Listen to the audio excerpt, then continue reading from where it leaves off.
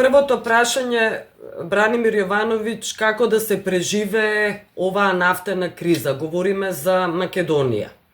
Македонија е исклучително сериозно сиромашна држава и властите се чини дека не може или доволно сериозно не ја сваќаат кризата или воопшто не знаат како да се справат. Мислат дека таа и воопшто не е и значајна. Да, мислам дека и двете, и прво не ја сваќаат сериозно состојбата, второ не знаат што да прават, и не знаеш, човек не знае што е полошо од тие две. Прво и основно, значи, ако се дојде до некоја голема светска криза, во смисла нафтата скокне на $150 и остане на тоа ниво пола година или дури подолго, да бидеме реални, ништо не спасува. Мислам, нема да биде, се разбере, нема да пропадне државата, ама ќе имаме голема криза, каква што може би не сме имале со години, каква што имавме може би за време на пандемијата. Тоа е прво што треба да им биде јасно на сите. Ама она што мене повише ме загрижува е дека се чини дека сепак нема да биде толку голема светската криза, затоа што последните сигнали од Америка се дека тие сакаат да излезат од војната.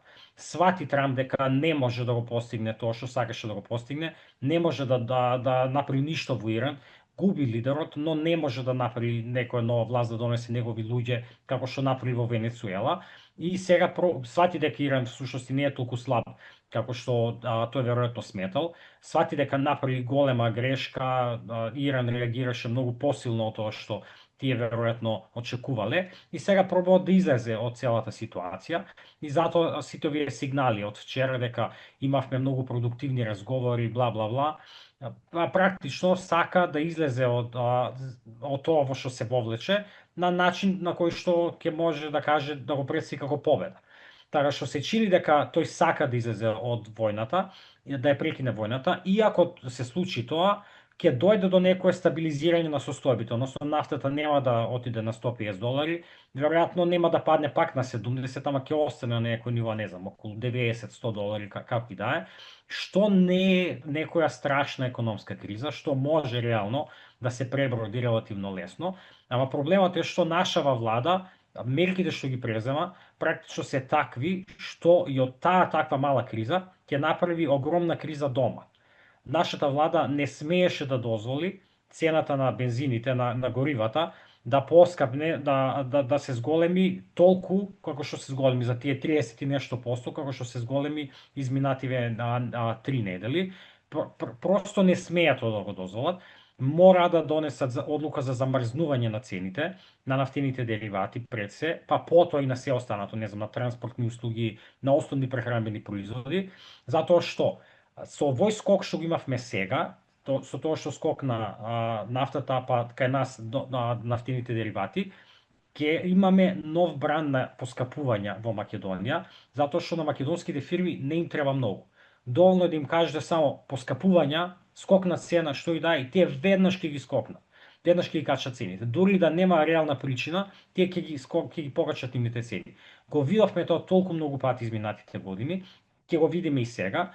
И владата знае дека е состојбата таква, и затоа што сите добро знаат каква е состојбата, мораше да донесе одлука да се замрзнат цените на месец дена, додека да се види што ќе се случува со војната. Сега најверојатно ќе се случи цената на нафта нели скокна на 110, па сега веројатно ќе се намали, ама иако се намали цената на нафтата на светските берзи, нашите цени дома не само што нема да се намалат, туку ќе скокнат, ќе се зголемат уште повише.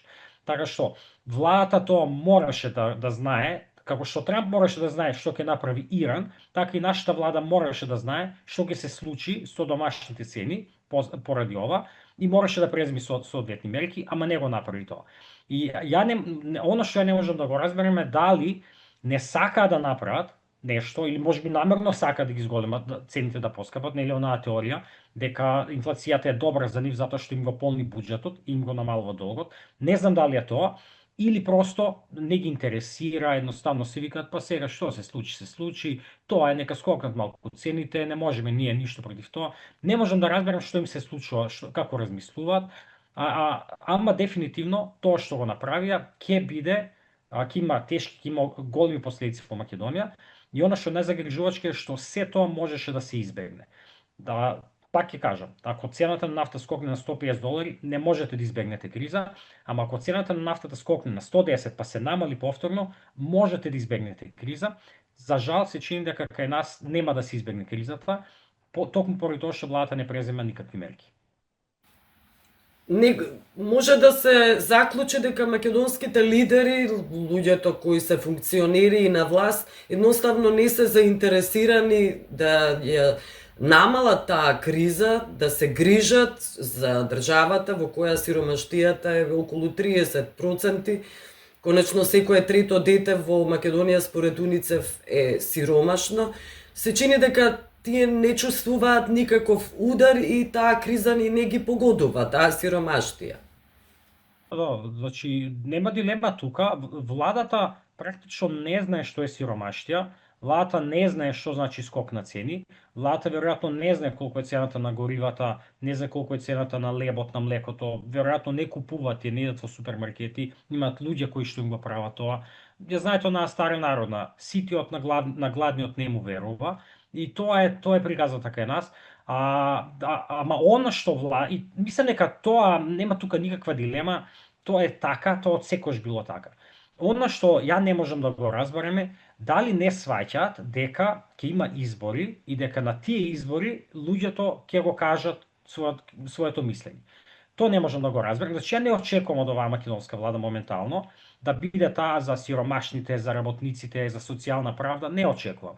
Тие се десничари, од секојаш биле такви, од секојаш биле на страната на капиталот, на бизнисмените, нема тука никаква дилема. Не очекувам Мицковски да излезе и да каже јас сум, како Заев што викаше, мислам, Заев викаше нели, јас сум за работниците, за сиромашните, а не беше, се разбира дека не беше, ама барем викаше.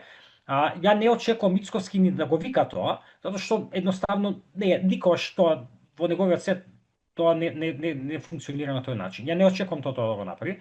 Ама она што може би очекувам на некој начин е да биде свесен дека работниците и сиромашните го гласаат и тие го носат на власт. И тие го донесоа на власт сега затоа што беа разочарани од СДСМ и од Заев и од Ковачевски и од сите, затоа што не направија ништо. Пазете, Мицковски дојде на власт поради кризата, инфлацијата од 2022 година. Да не беше таа инфлација, која што повторно беше на некој начин домашно направена, немаше Мицковски да дојде на власт. И Мицковски знае дека тој дојде на власт поради тие поскапувања, а и сега истото го прави.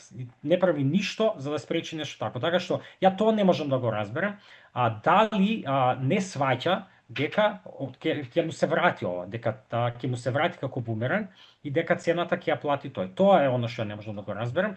Иначе ја никако не очекувам дека тој ќе биде на страна на сиромашните работници, дека тој ќе каже јас се трудам за мене ми е навистина тешко заради детската сиромаштија, тоа што секој трето дете живее во сиромаштија, тоа апсолутно не му е гајле на него за тоа.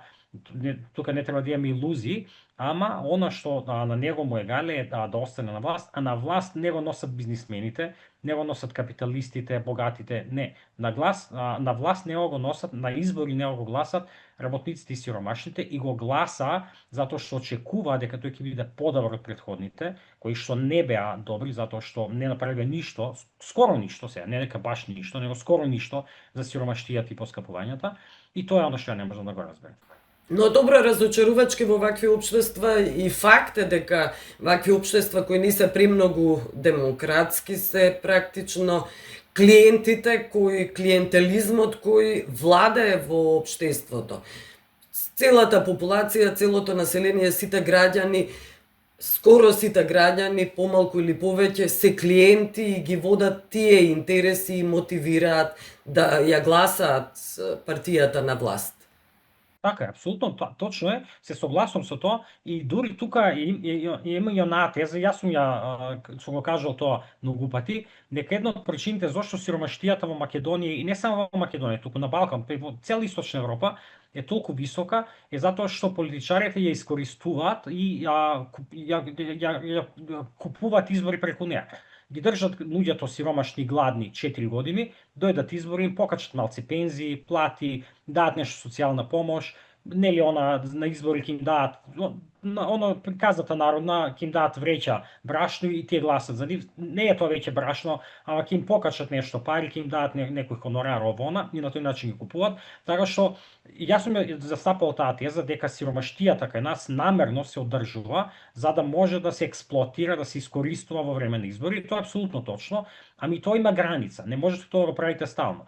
Ја знаете на fool me once, shame on you, fool me twice, shame on me. Као, излажи ме еднаш, ти си крив, излажи ме два пати, јас сум крив. И луѓето го знаат тоа. Значи, Мицковски еднаш ќе ги прелаже луѓето така, ќе им даде пред избори, ќе им покачи плати пензии, тие ќе гласат за него, ама ќе сватат тие дека тој стално го прави тоа и ќе се свртат против него. Затоа и зајави претходната влада на СДСМ всушност и не обсте подолго, затоа што сватија каква е работа, така што тој можеби ќе ги добие следните избори, кои што не знам кои да бидат, ги доби локалните што беа пред неколку месеци, ама нема никако да остане 3 мандати, нема да има некоја голема успешност, нема да има никаков успех за него. И тоа е она што мислам дека на што тој треба да размислува. Се разбирам, тој треба да размислува и за тоа како се живее во државата и да прави нешто, но пак ќе кажам, не очекувам, за жал не очекувам дека ќе размислува за тоа, затоа што политичари, не само тој, политичарите во Македонија никогаш не работеле за граѓаните. Политиката во Македонија е бизнис. Политиката во Македонија е за да дојдеш на власт да се обогатиш преку ноќ и обично тие што доаѓаат на власт веќе се богати, ама сака да бидат уште побогати, тоа отсекош било така и за жал не верувам дека некош ќе се смени. Јан Мицковски апсолутно не отстапува тоа е на некој начин идеалниот патерн, што се вика профил на човек кој што го покажал, го потврдил тоа правило, така што апсолутно ја не очекувам дека тој би сакал тој и другите политичари да работат за граѓаните, ама не очекувам дека ќе работи. Ама она што барем малку го очекувам е да бидат свесни дека ако не прават ништо за граѓаните, тие ќе ги сменат или ќе им излезат на протести или не знам што друго ќе направат и затоа на некој начин тој механизам на контрола да функционира, ама за жал не го гледаме ни тоа, мислам не се свесни ни за тоа. И она што мислам дека е најстрашно, барем мене најмногу ми погодува е што пазите сите економски кризи, вие ако гледате вкупно макроекономски резултати имаат губитници и добитници. Од секоја криза некој профитира. Кризите не би постоеле ако некој не профитира од нив. Така и од овие поскапувања, да. 95% од луѓето ќе западнат во сиромаштија. Мислам ќе бидат погодени од кризата негативно, ќе поскапувањата ќе ги поведат и се, ама 5% или 1% од населението ќе профитира. И тоа е главниот проблем, што некои луѓе профитираат од оваа ситуација, големите фирми ги знаеме, како што се случи 2022 година, профитите им се зголеми и на нафтените компании, и на супермаркетите, и на сите, профитираат, огромни милионски профити остваруваат на оваа криза, а стотици илјади луѓе паѓаат во сиромаштие. Тоа е всушност главниот проблем. Да имаме ние ситуација кога, например, сите страдаме, јас се кажам, окей, тоа е, криза е, сите страдаме, сите сме во ист брод, окей, прифаќам. Проблемот е што не страдаме сите. Некои страдат страшно, а некои профитираат од целата ситуација. Тие што профитираат се разбира се богатите, бизнисмените и политичарите, кои што шуруваат со нив се разбира, оние што страдат се оние што се сиромашни, кои што секогаш всушност страдат и кои што страдат 30 години во Македонија, не само сега, него 30 години, 35 години. Да. Околу и тука може во овој контекст да се земе и одбивањето на власта да го зголеми, да ја зголеми минималната плата, нивното објаснување дека едноставно пари во буџетот нема, но од друга страна можеме да видиме дека администрацијата е енормна и таа постојано се зголемува. И второ, тие се секогаш, како десничарска влада, секогаш се на страната на сопствениците. Да, пазите, минималната плата всушност е добра за буџетот, затоа што кога ќе се зголеми минималната плата, се зголемуваат приходите од персонален данок, од придонеси, па и од сите други плати што ќе пораснат, така што минималната плата воопшто не е лоша за буџетот, таа е добра за буџетот. Мислам дека тука друга е приказната е дека Мицкоски и неговите бизнис другари сметаат дека минималната плата ќе им ги намали профитите, затоа што ќе им дадат повише пари на работниците, па нивните профити ќе се намалат. Меѓутоа, иронијата тука е што минималната плата всушност не ги намалува профитите на фирмите. Ние направивме една студија, сега објавивме пред недела дена, ги истражувавме ефектите и претходно циркулира некој наоди од студијата, ама сега на некој начин уште подобро, убаво ја направивме, поиздржано економетриски, ги анализиравме ефектите од покачувањето на минималната плата во 2017 година. Ви текно, кога се зголеми од 9.000 на 12.000, кога дојде СДСМ на власт, тогаш фирмите кука, ќе не затворите, не можеме да издржиме толкова поскапување, покачување на платата. Она што го наоѓаме ние во тоа истражување дека не само што немало отпуштања, не само што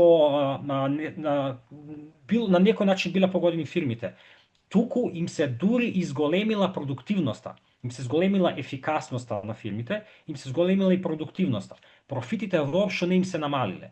Профитите продолжиле да растат и покрај зголемувањето на минималната плата, им се зголемила и продуктивноста. Тоа значи дека зголемувањето на минималната плата е добра за фирмите.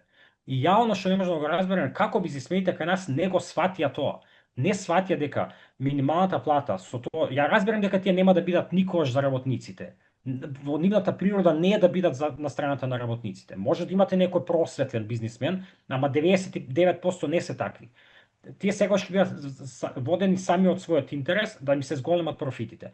Ама минималната плата ги зголемува нивните профити, затоа што кога луѓето имаат повише пари, повише трошат. Кога трошат повише, тоа им го зголемува прометот на бизнисмените, им ги зголемува профитите. Пак тие пари што ќе ги добијат работниците повише, негде ќе се потрошат. Нема да завршат тие, не знам, во воздух да исчезнат, него тие ќе завршат пак кај газдите на фирмите и с профитите. Така што тоа е оно што не можам да го разберам, и не само тоа, туку истражувањето покажува дека и продуктивноста се зголемила. Зошто? Затоа што кога имате поплатени работници, тие се помотивирани и работат повише. Така што минималната плата всушност е и економски инструмент, алатка, средство за зголемување на продуктивноста, она што стално го зборат кај нас бизнисмените. Мицкоски, овие од комората кои да е, десничарските економисти, тие не ви зборат, разберам ја, за сиромаштија, за нееднаквост, тие не зборат за тоа, тие стално зборат за продуктивноста на економијата. Па ако сакате да зголемите продуктивност, зголемете минималната плата. И тоа не можам да разберам како не го сватија. Така што, тоа е она што мене во оваа цела ситуација ме погаѓа, што нема рационалност во Македонија. Нема во Македонија политиката и економските политики, ама и вкупно политиката е премногу водена од омраза. Значи Мицкоски кога не сака да зголеми минималната плата, тој не гледа економски аргументи. Тој гледа само, не ги мрази синдикатите. Просто не може да ги смисли синдикатите, работниците, се гади од нив, од сиромашните, и затоа и не ви зголемува минимална плата, затоа што ве мразам вас просто. Исто и кај бизнисмените. Кога бизнисмените одбиваат да покачат минимална плата, тие не размислуваат на економска призма као што ќе се случи со нашите профити, затоа што ако размислуваат на тој начин ќе сватат дека профитите ќе им се зголемат и тоа е добро за нив, туку тие просто викаат не, нема да ви зголеми минималната плата затоа што вие сте работници, вие мора да работите, вие сте наши робови, ние ќе ве експлоатираме вас до смрт.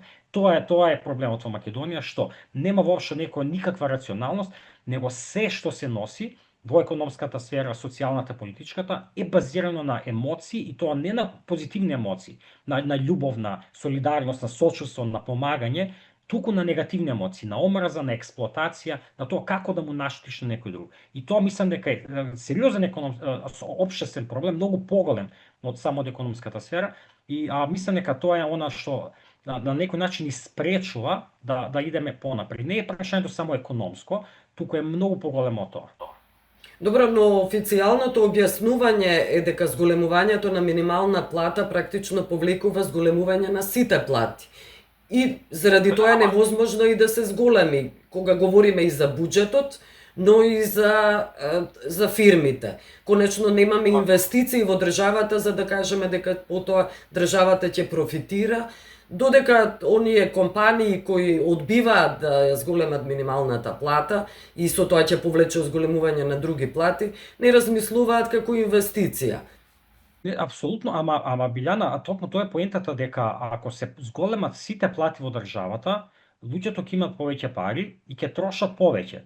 Кога луѓето трошат повеќе, тие пари завршуваат пак кај фирмите. Тоа е зголемен промет за фирмите, зголемен приход за фирмите и затоа и нивните профити се зголемуваат. Не е дека луѓето кога сите плати во државата ќе се зголемат, луѓето тие пари ќе ги земат и ќе ги однесат на Марс и профитите на марсовците ќе порастат. Не е таква ситуацијата. Ситуацијата е дека тие пари ќе ги потрошат и тие пари повторно ќе им се вратат на капиталистите, на бизнисмените и тие ќе профитираат. И тоа го покажавме ние со ово истражување. Ово истражување ја мери минималната плата, ама не само минималната плата, оно ги мери, ги согледува сите резултати на фирмите во државата како последица на покачувањето на минималната плата. Значи не само на минималната плата, него се вкупно што се случува во државата, така што ние покажавме дека нема никакви штетни ефекти по фирмите од покачувањето на минималната плата и од се друго што доаѓа како последица на тоа, туку има само позитивни ефекти.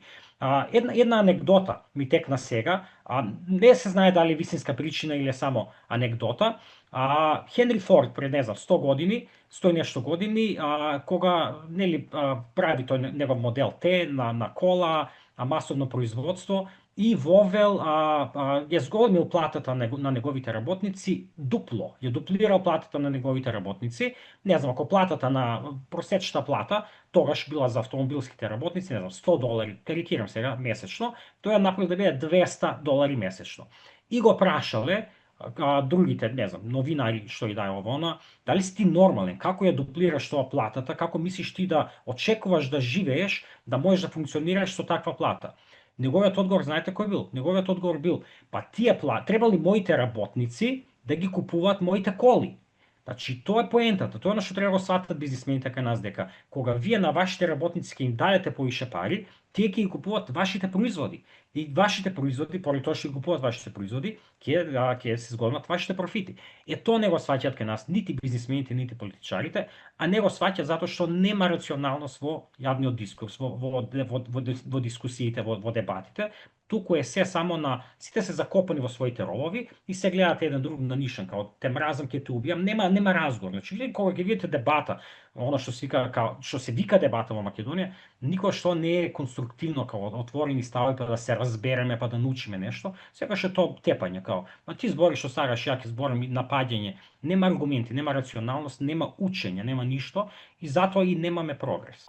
Но власта постојано алармира дека практично буџетот е празен.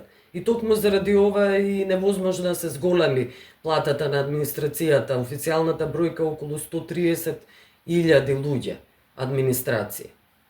Не, видете, они сега, ја колку што знам, ги зголемија платите на административните. Но таа инсистира да биде зголемена повеќе.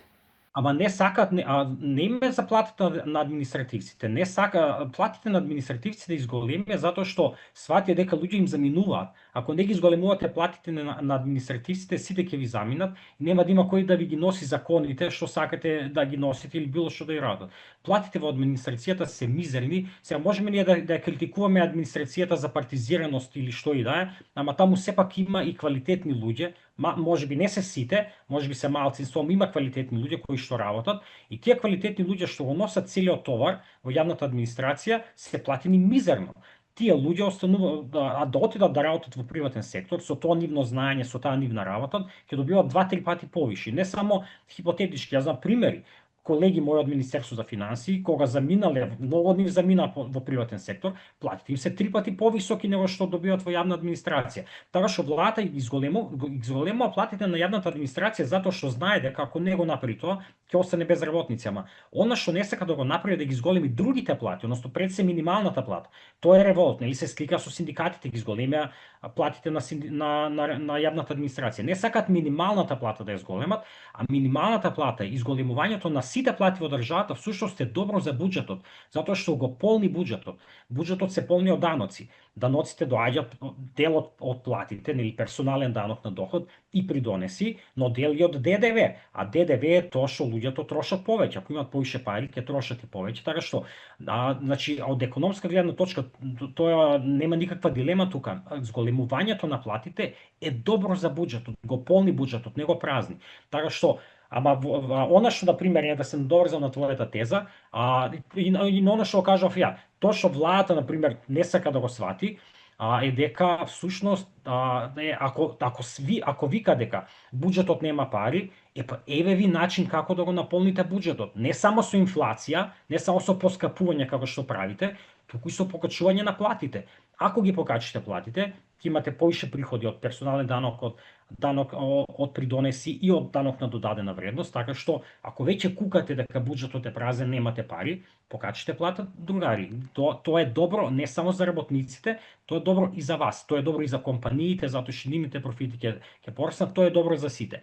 Ама тие не сакат ни да размислат за таа опција, не сакат да го сватат тоа. На крај сме, благодарам за овој разговор. Јас на вас.